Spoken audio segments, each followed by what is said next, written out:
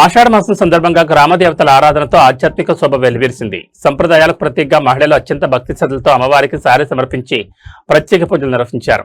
క్రాప గ్రామంలోని శ్రీ శ్రీ మాణిక్యాంబ తల్లి, వనిసంబ తల్లి ఆలయాల్లో ఆషాఢ మాస జాతర ఉత్సవాలు వైభవంగా నిర్వహించగా గ్రామ మహిళలు పెద్ద సంఖ్యలో పాల్గొని అమ్మవారిని దర్శించుకుని మొక్కులు చెల్లించుకున్నారు.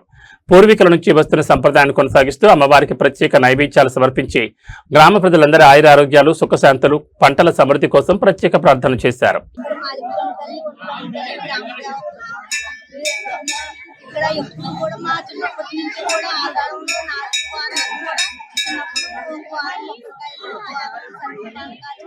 రాష్ట్రాల ద్వారా నైవేద్యాన్ని సమర్పించడం మా చుట్టూ పూర్వం నుంచి ఆచారం ఉంది.